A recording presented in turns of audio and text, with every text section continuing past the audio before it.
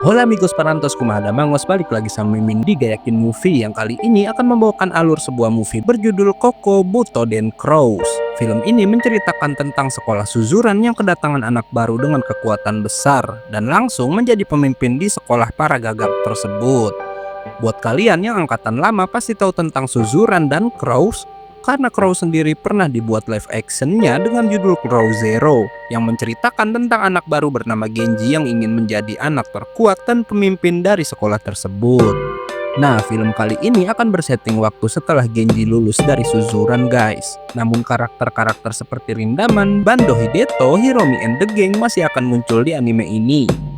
Seperti apakah keseruannya? Tanpa banyak kocap kuy langsung simak aja videonya. Tapi seperti biasa sebelum mulai harap cek dulu kuota kalian. Kalau sekarat bisa numpang wifi tetangga. Scene dimulai di sebuah kereta di mana saat itu ada seorang anak bernama Yasuda yang sedang dipalak oleh sekelompok anak berandalan yang dipimpin oleh seorang bocah bernama Akutsu. Yasuda berkata kalau ia nggak punya uang, membuat Akutsu meminta teman-temannya untuk membuka semua pakaian si Yasuda, dan oleh sebab itu Yasuda pun melarikan diri ke gerbong lain. Di sana Yasuda nggak sengaja menjatuhkan dompetnya yang kemudian dipungut oleh seorang pemuda berkacamata hitam. Hingga nggak lama Akutsu berhasil menangkap Yasuda. Sementara si bocah berkacamata meminta Akutsu untuk melepaskan Yasuda, bahkan ia dengan berani mengancam si Akutsu dan kelompoknya. Yang katanya jika Akutsu berani macam-macam, bocah itu akan dihajar dengan kekuatannya yang setara dengan kekuatan iblis. Kocaknya saat udah sok keras, si kacamata malah nggak sengaja kepentok bagian atas kereta, membuat Akutsu bisa menghajar anak itu dengan mudah. Bahkan sampai ia nggak sadarkan diri, sementara Yasuda yang kembali dipalak nggak bisa memberikan uang pada Akutsu karena ia udah kehilangan dompetnya. Karena itu, pakaian Yasuda pun diambil di mana ia lalu kembali bertemu dengan anak sok kuat tadi di depan sekolahnya yang bernama Sekolah Suzuran. Si bocah sok kuat pun kembali mengembalikan dompet Yasuda dalam keadaan uang yang masih utuh, dan ia hanya mengambil foto Yasuda yang sedang bersama gadis cantik dan auto bertanya siapa gadis itu, yang Yasuda bilang gadis yang berfoto bersamanya tersebut adalah adiknya. Hingga di sini akhirnya terbongkar, bocah itu mau membantu Yasuda di kereta karena melihat foto adik Yasuda yang cantik. Bahkan ia juga lalu berkata akan membalas perbuatan si Akutsu pada Yasuda. Setelahnya, bocah bernama Boya Harumichi itu pun mengenalkan diri di dalam kelas, yang ternyata ia merupakan murid baru di sekolah Suzuran. Saat udah mendapatkan tempat duduk, seorang siswa bernama Hiromi mengejek rambut pirang si Boya, yang membuat Boya marah hingga melempar wajah anak itu dengan sepatunya, membuat Hiromi terlihat sangat marah pada si Boya. Saat jam istirahat tiba, Boya nggak sengaja melihat Akutsu dan gengnya lewat di depan kelasnya, dan karena itu Boya yang berjanji akan membalaskan dendam si Yasuda pun langsung mengikuti kelompok berandalan tersebut. Akutsu and the Gang ternyata bersembunyi di toilet agar nggak ketahuan merokok, hingga nggak lama Boya berhasil menemukan keberadaan mereka. Kocaknya belum juga sempat membalas dendam, si Hiromi tahu-tahu datang dan langsung menghajar Boya dari belakang dan lalu memukuli anak itu habis-habisan. Hingga di sini kita akan ditunjukkan jika Hiromi pun ternyata nggak menyukai Akutsu and the Gang, di mana ia lalu mengancam jika Akutsu berani macam-macam di Suzuran maka ia akan menghajar anak itu. Namun tiba-tiba Boya yang udah dipukuli sangat parah ternyata masih bisa bangkit dan langsung menghajar balik si Hiromi. Bahkan ia lalu bisa membuat Hiromi terpental sangat jauh dengan satu pukulan aja. Setelahnya, Boya pun mengembalikan seragam si Yasuda yang katanya ia menggunakan kekuatannya untuk merebut kembali seragam tersebut. Membuat Yasu nggak percaya karena ia melihat Boya sangat lemah saat di kereta tadi. Namun Boya bilang ia udah mengalahkan Akutsu, dan karena hal itu Boya menyuruh Yasu menjadi bawahannya agar tetap aman di sekolah. Mendengar itu, ia sudah memberitahu Boya jika Suzuran dikenal sebagai sekolah gagak yang berisikan anak-anak paling nakal di kota. Yang katanya anak seperti Akutsu bahkan hanya merupakan bawahan di sekolah mereka tanpa mereka tahu saat itu udah terjadi kehebohan karena geng Akutsu udah dikalahkan. Bahkan Hiromi yang merupakan salah satu anak yang diperhitungkan di sekolah juga udah tumbang, di mana para murid Suzuran bingung siapa yang udah mengalahkan mereka semua. Sementara itu, teman-teman Hiromi yang bernama Toshihaki Honjo dan Makoto Sugihara marah karena Hiromi kalah dari seorang anak baru. Yang katanya dengan kalahnya Hiromi, mereka takut kalau siswa kelas 3 yang bernama Bando dan Yamazaki akan menyepelekan ketiganya dan menyerang mereka. Di mana selama ini Hiromi dan teman-temannya yang duduk di kelas 2 nggak setuju jika Bando dan Yamazaki mencoba memimpin Suzuran.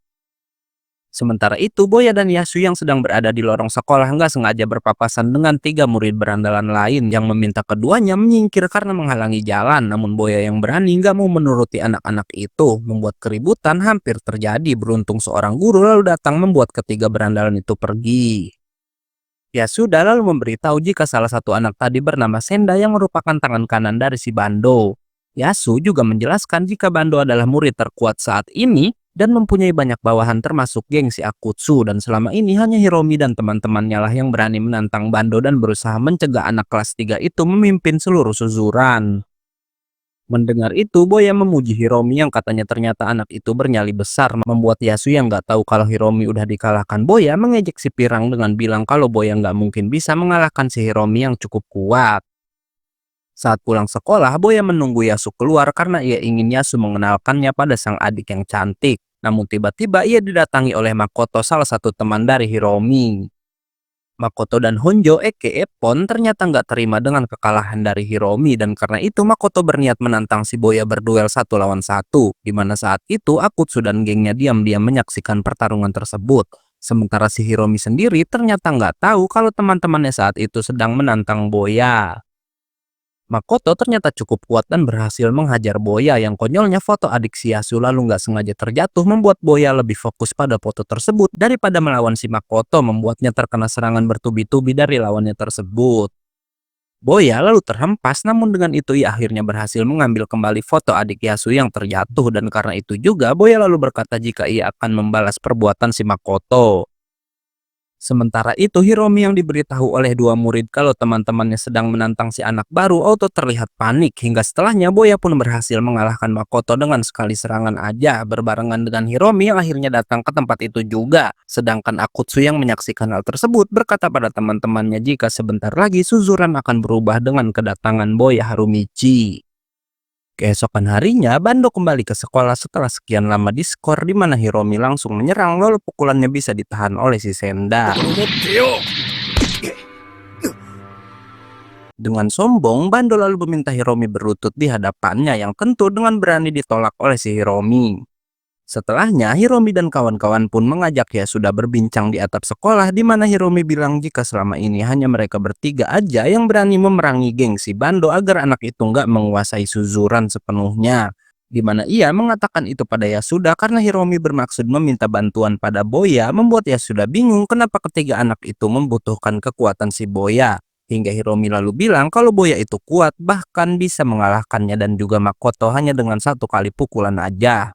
Tanpa mereka tahu, saat itu Bando, Senda, dan juga Yamazaki sedang berdiskusi, di mana Bando meminta Senda untuk menghajar Makoto dan Pon, sementara ia sendiri yang akan membuat perhitungan pada si Hiromi. Dan bener aja, saat pulang sekolah dan setelah berpisah dari Hiromi, Pon juga Makoto langsung didatangi oleh para anak buah si Bando. Mereka pun dibawa ke suatu tempat dengan Senda yang juga udah menunggu di sana. Makoto lalu berkata ia akan mencoba mengulur waktu, sementara Pon diminta melarikan diri ke tempat Hiromi karena ia khawatir si Bando akan melakukan sesuatu yang buruk pada sahabatnya itu. Pon pun akhirnya berhasil melarikan diri melalui jendela, sementara Makoto mulai bertarung hingga scene lalu berpindah pada Hiromi yang tahu-tahu dihajar Bando dengan pipa besi dari belakang. Sementara itu, Pon yang melarikan diri malah nggak sengaja bertemu dengan Boya yang sedang pulang bersama Yasuda, membuat Pon langsung meminta bantuan pada anak itu. Awalnya Boya menolak, apalagi ia bilang dirinya nggak terlalu kenal-kenal amat dengan kelompok si Hiromi. Namun Yasu meminta Boya menolong ketiganya, bahkan ia mengancam nggak akan pernah mengenalkan adiknya pada pengecut seperti si Boya, membuat Boya auto setuju membantu Hiromi dan teman-temannya.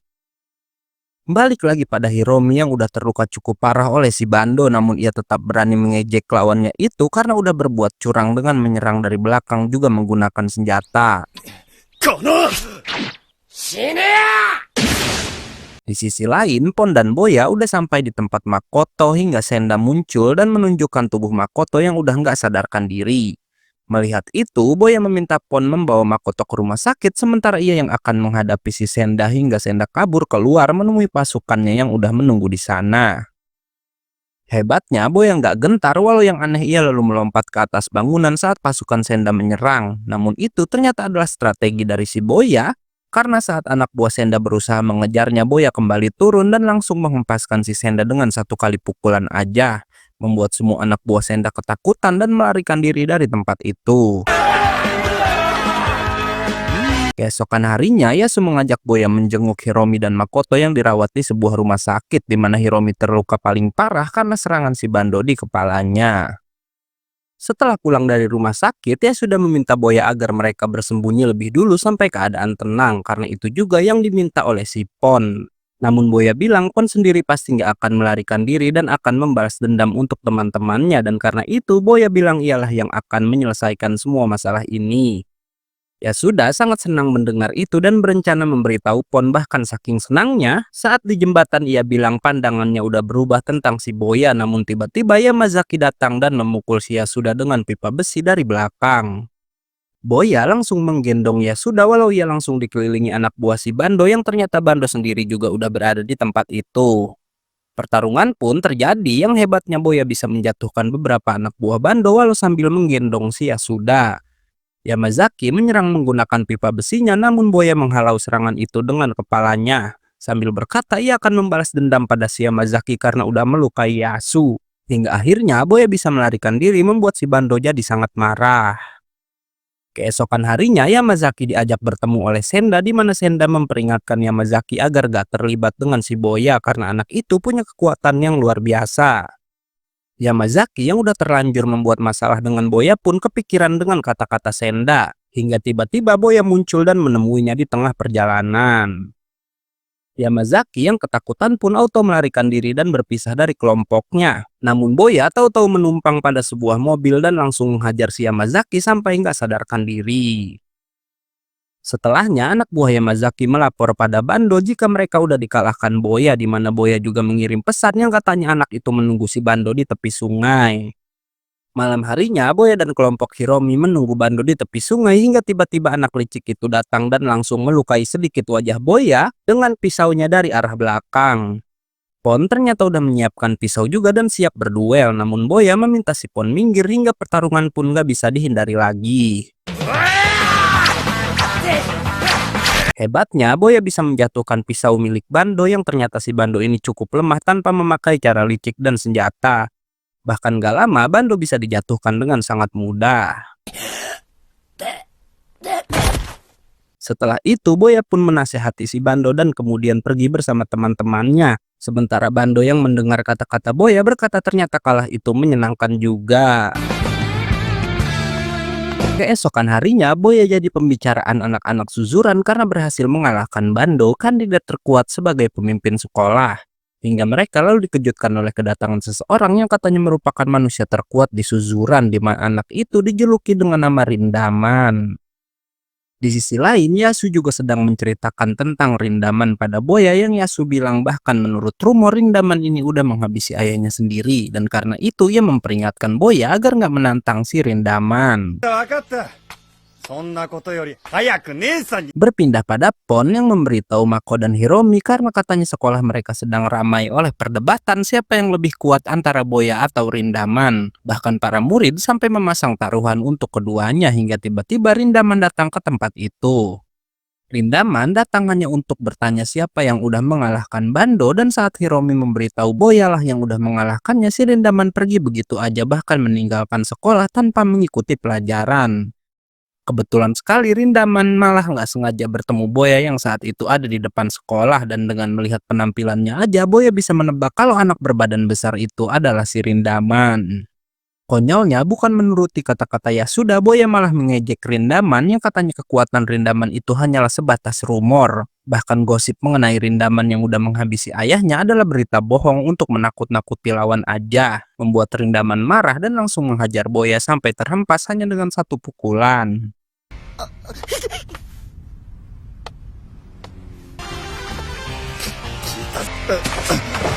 Setelah tersadar, Boya yang marah nggak jadi ke sekolah dan mengajak Yasu untuk mencari keberadaan Rindaman di tengah kota, yang Boya bilang ia nggak pernah dihajar sekuat itu. Dan karena hal tersebut, dirinya nggak akan melepaskan si Rindaman sampai berhasil membalasnya.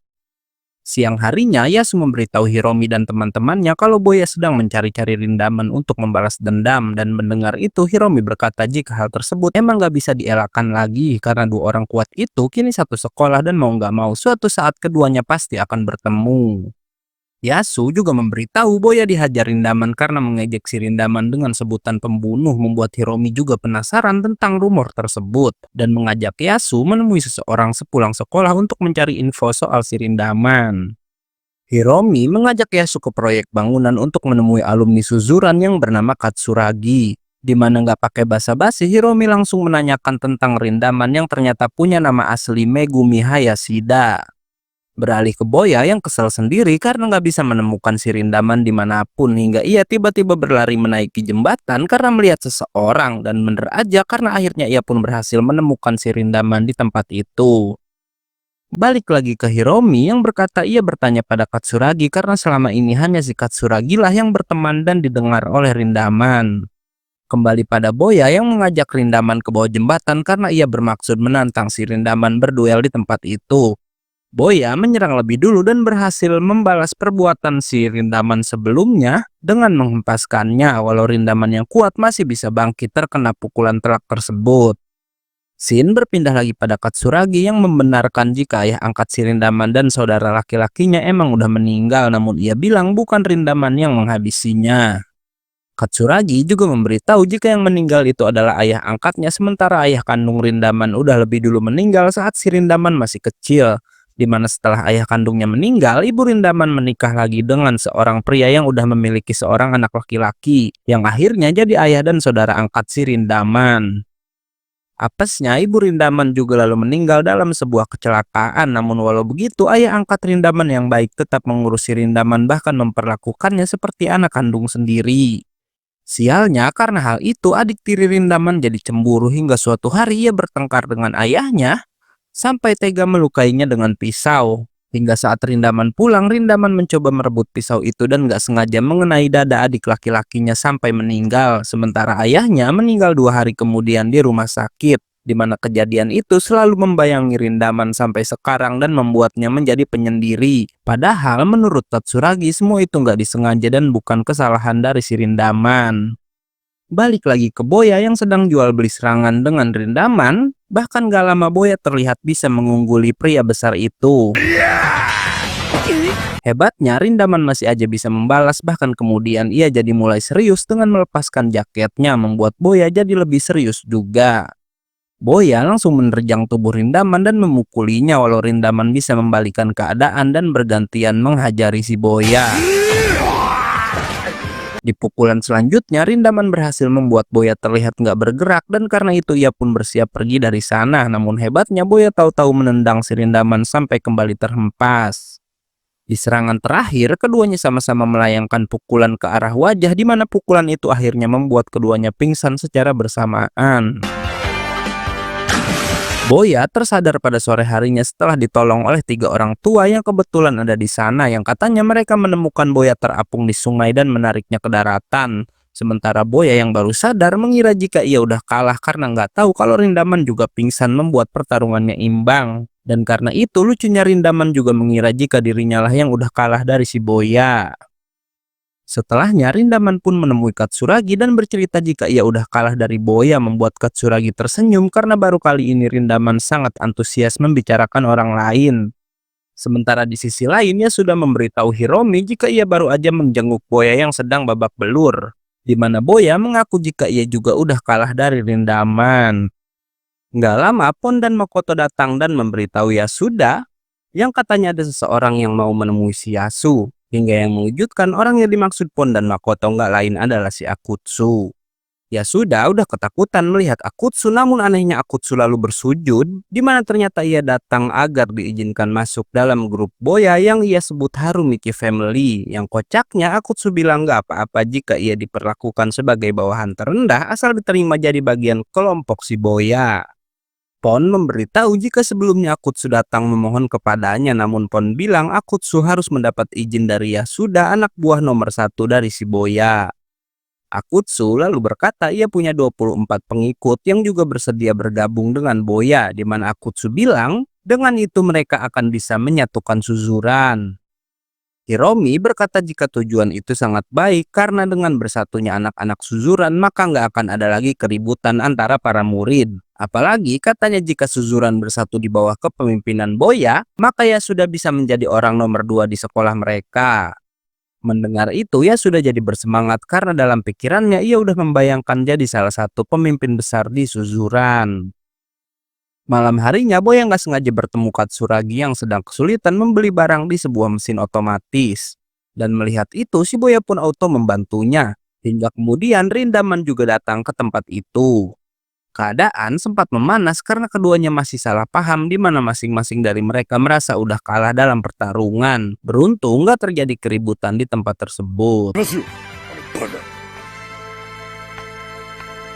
Scene lalu berpindah pada Senda yang sedang dipukuli oleh pria bernama Mito, di mana Mito ini berasal dari sebuah geng motor bernama The Front of Armament. Dan ia menyiksa Senda untuk menanyakan keberadaan Bando, yang katanya Bando yang merupakan anggota Armament juga udah membuat malu nama geng mereka karena udah dikalahkan oleh si Boya.